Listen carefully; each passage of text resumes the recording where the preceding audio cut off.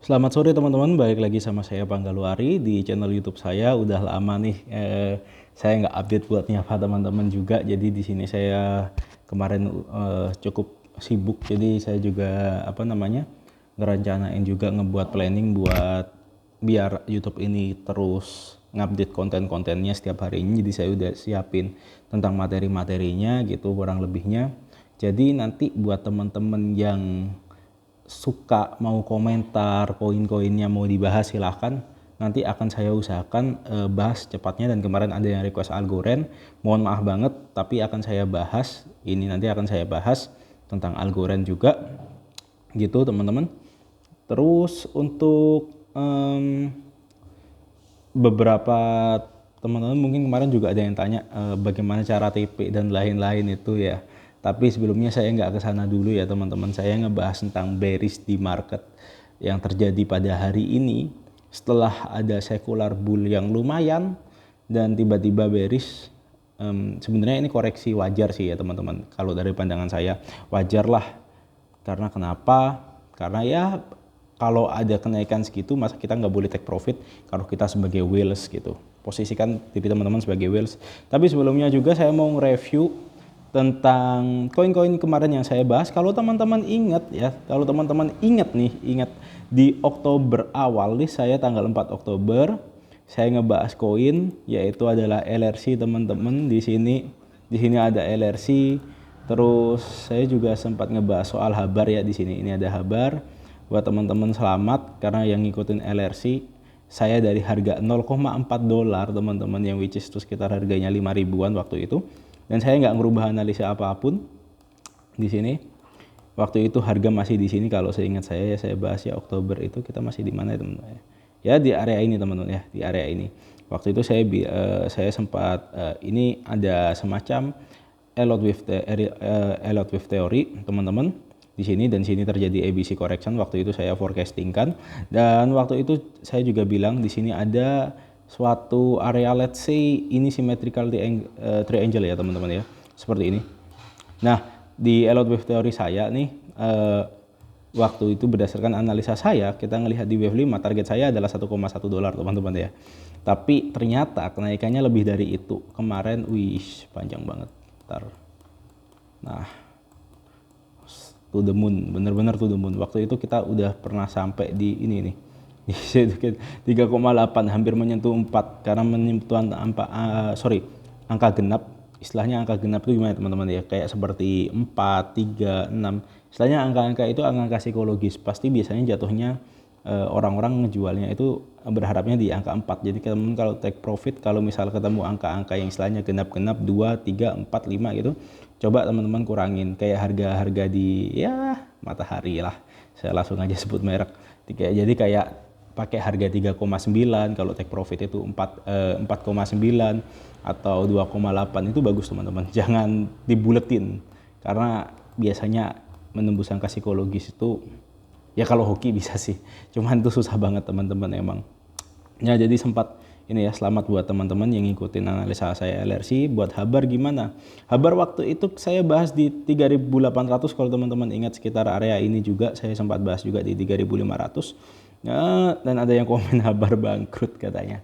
It's okay teman-teman. Dan sempat di 0,45 saya sendiri udah TP pas di area pucuk sini, saya TP.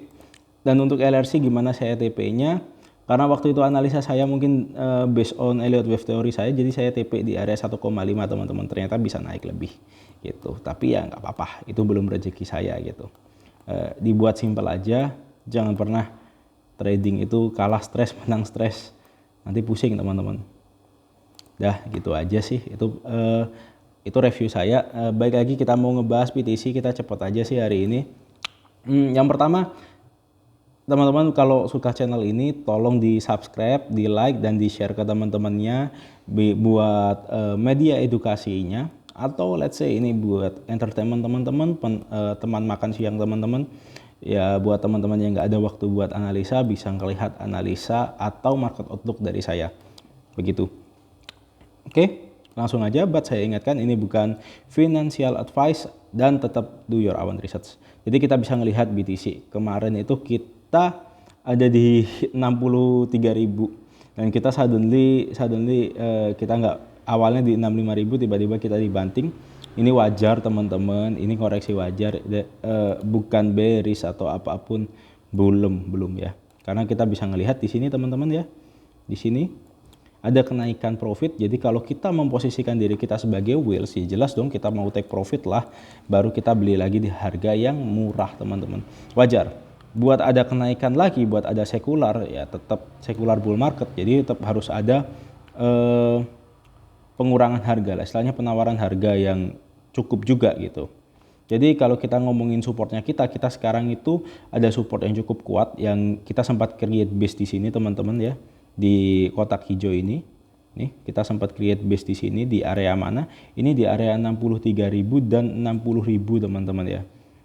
Jadi seperti itu, saya kasih label harga aja ya teman-teman, 63.000 ya sampai di area 61.000. Nah, apakah pertanyaannya, apakah ini bakal bull lagi atau bear lagi teman-teman?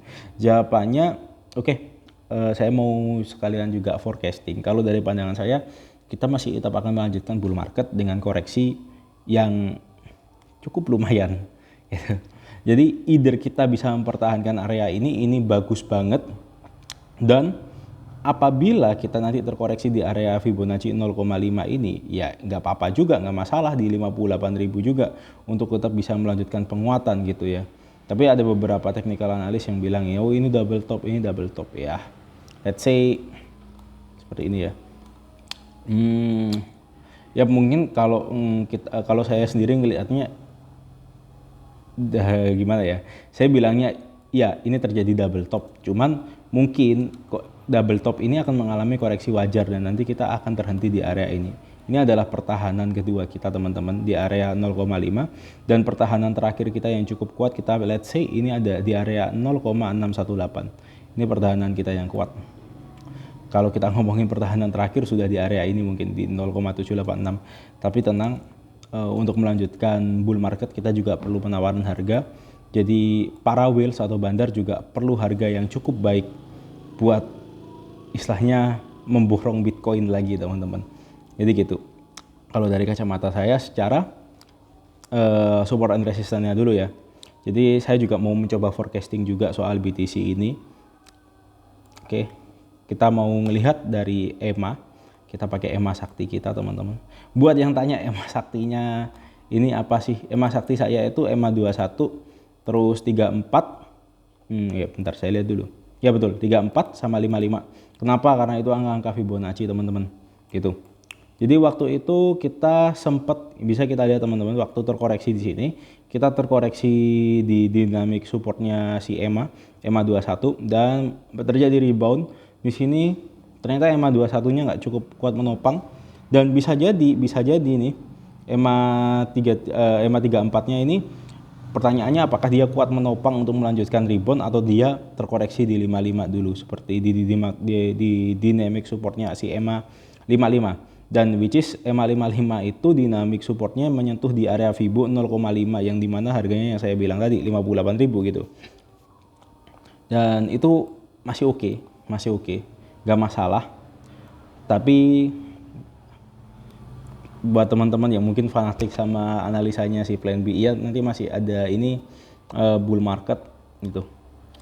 Ini just advice buat teman-teman. Apakah teman-teman harus percaya Plan B? Jawabannya nggak usah sefanatik itu, jadikan itu referensi dan tetap do your own research.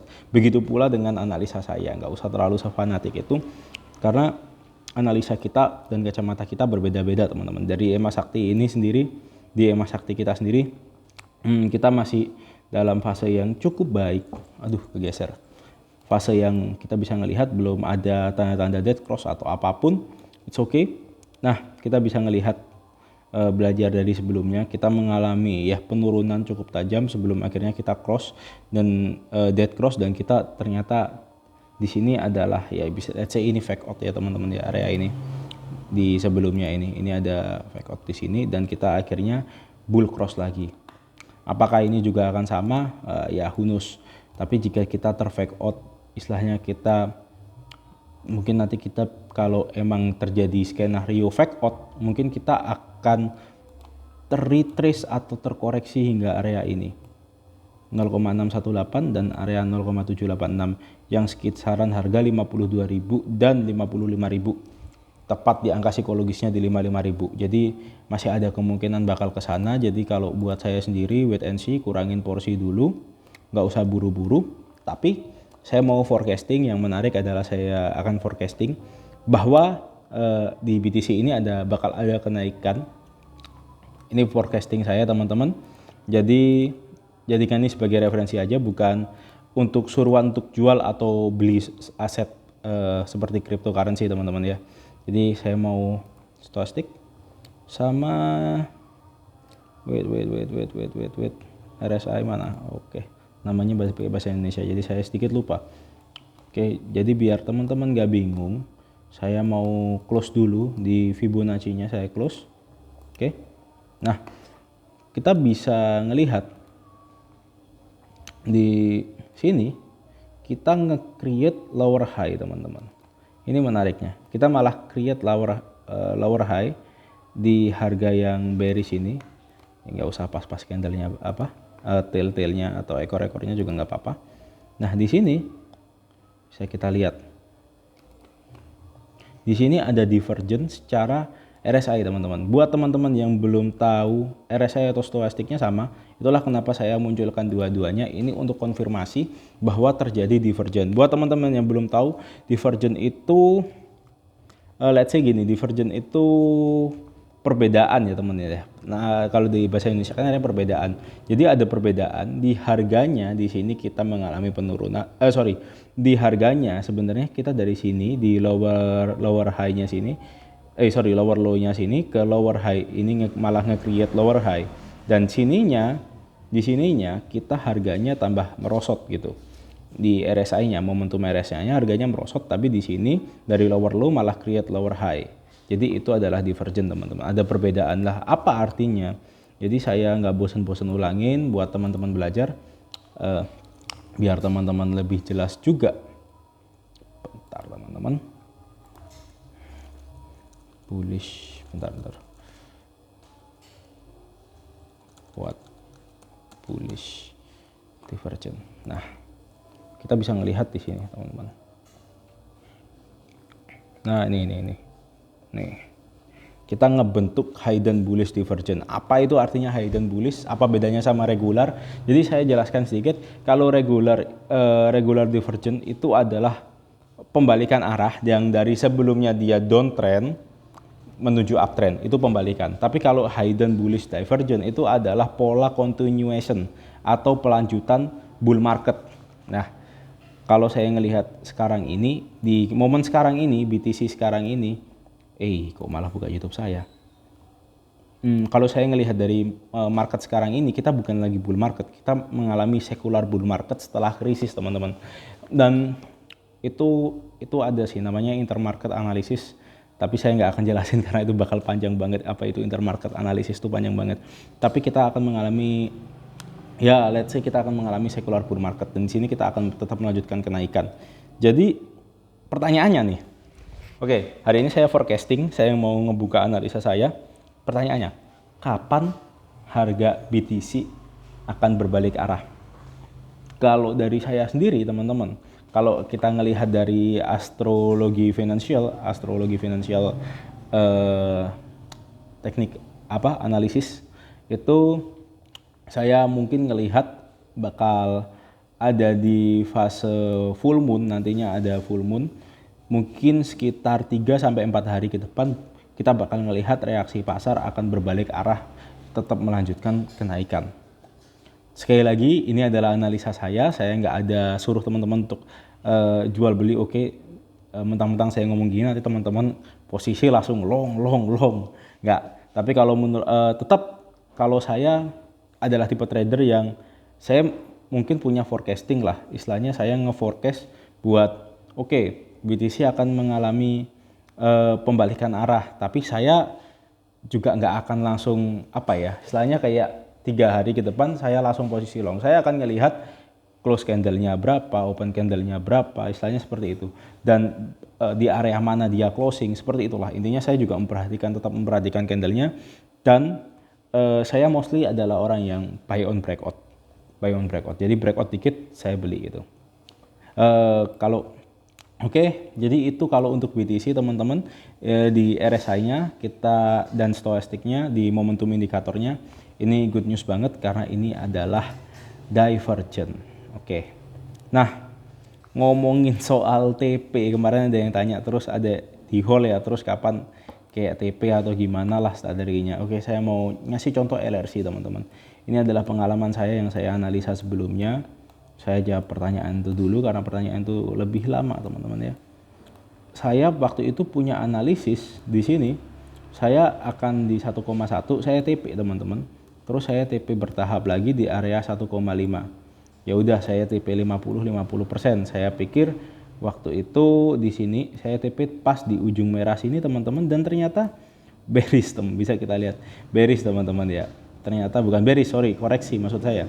Ternyata ya udah saya plong hati saya, wah pas banget nih di pucuk, tapi ternyata mengalami kenaikan. Ya what should you do teman-teman ketika teman-teman di kondisi saya? Jawabannya adalah bersyukur karena itu paling susah. Jadi kalau kalian gak bersyukur, kalian menang marah, kalian kalah juga marah gitu ya. Ini trading teman-teman, probabilitas ada gitu loh, tapi maksudnya adalah kalian harus punya rasa syukur istilahnya untuk membatasi diri kalian buat kalian gak tamak gitu loh. Jadi tapi bang kalau saya ngikutin di sini kan saya lumayan bisa. Iya bisa, tapi kamu bisa nggak nentuin ujungnya lagi di mana gitu. itu yang sulit teman-teman masalahnya gitu loh. Bukan apa-apa karena kita ini ngeri banget kalau kita ngeliat ini udah overbought banget waktu saya jual dari sini. Makanya saya jual terus ternyata sempat naik lagi gitu loh. Nah gitu loh. Yang maksud saya tuh kita nggak pernah tahu gitu, jadi punyain rasa cukup itu penting sih maksud saya. Nggak usah sampai waduh andai saya tahan gitu ya teman-teman, nggak taking profit terus dong. Jadi nah pertanyaannya kalau sudah teman-teman melakukan bersyukur dan teman-teman bisa menerima ikhlas lah istilahnya, ya teman-teman tunggu lagi LRC sampai dia mengalami istilahnya koreksi yang cukup dalam lah, buy in the dip. Kita bisa bilang nanti seperti yang saya, kalau teman-teman ngikutin video saya yang sebelumnya, di RSI itu saya ada trik buat teman-teman yang baru belajar, selalu garis di 50 gini biar kelihatan. Jadi apapun yang di atas itu dia akan apapun yang di atas area 50 dia itu bullish teman-teman. Itu bullish. Jadi apapun yang di bawah area 50 dia bearish, bisa kita lihat nih teman-teman. Biar teman-teman juga belajar. Nah, gitu. Nah, nanti planning saya di LRC adalah saya akan beli jika RSI-nya menyentuh area 50. Lah, oke. Pertanyaannya, ini cukup risky juga sih. Ini nggak untuk teman-teman tiru. Kalau nanti andai kata di sini dia membal, saya untung gitu loh. Masalahnya adalah dibeli di area 50 itu cukup risky. Kadang dia masih terkoreksi. Nah, kalau terkoreksi sampai sini gimana? Ya, saya akan average down karena itu gaya trading saya dan sesuaikan juga sama punya teman-teman gitu. Jadi intinya gitu aja sih buat teman-teman. Buat yang nonton sampai habis saya ucapkan terima kasih. Nanti malam ini saya akan bahas soal Algorand dan juga Dot dan Riff, ini di catatan saya ya. Dot dan Riff akan saya bahas juga gitu, Algorand, Dot dan Riff, karena saya masih punya utang buat ngebahas Algorand. Oke. Jadi mungkin sekian buat teman-teman. Terima kasih. Kalau teman-teman suka pastiin teman-teman hit like buttonnya, subscribe juga, share juga ke teman-teman yang ngebutuhkan. Sekali lagi tetap do your own research di antara kondisi ekonomi yang begini, tapi saya sekali lagi kesimpulannya saya untuk forecast istilahnya kapan BTC pembalikan arah, jawabannya saya forecast sekitar 3 sampai 4 hari lagi market kita bisa melihat reaksi market bagaimana, dan semoga bakal bullish lagi karena kita sudah dikonfirmasi juga di RSI-nya juga dan supportnya juga bagus juga. Jika kita menyentuh di 58.000 itu masih bagus. Oke, mungkin sekian. Terima kasih teman-teman. Selamat hari Selasa ke Rabu. Bye-bye.